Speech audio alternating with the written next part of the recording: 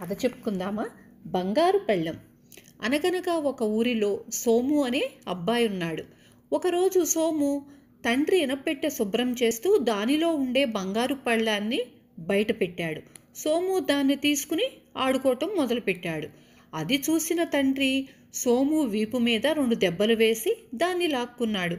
ఇది ఆడుకునే వస్తువు కాదు, దీన్ని మన వంశ ప్రతిష్టకు గుర్తుగా తరతరాలుగా కాపాడుకుంటూ వస్తున్నాము, ఇంకెప్పుడూ దీనితో ఆడకు అని తిట్టాడు.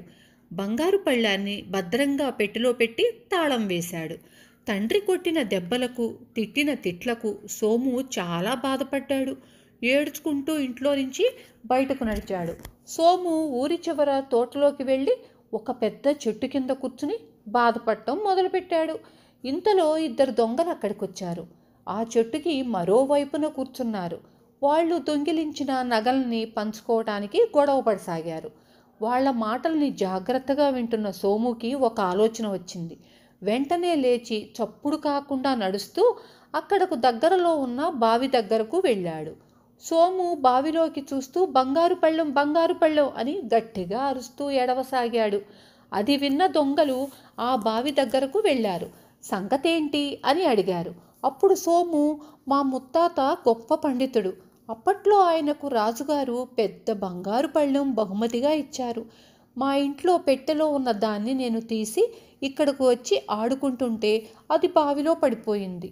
దాన్ని ముట్టుకున్నానని తెలిస్తే మా నాన్నగారు కొడతారు, అది పోయిందని తెలిస్తే చంపేస్తారు అంటూ పెద్దగా ఏడవసాగాడు.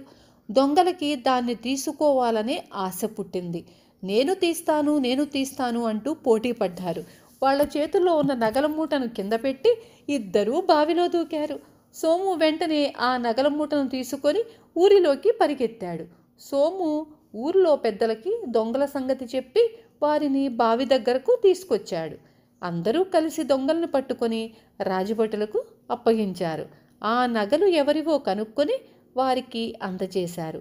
సోము తెలివి, సమయస్ఫూర్తి ఊళ్ళో వాళ్ళందరూ మెచ్చుకున్నారు. సోము తల్లిదండ్రులు ఆనందించారు. పిల్లలు, నచ్చిందా? రేపు మళ్ళీ ఇంకొక మంచి కథ చెప్పుకుందాం.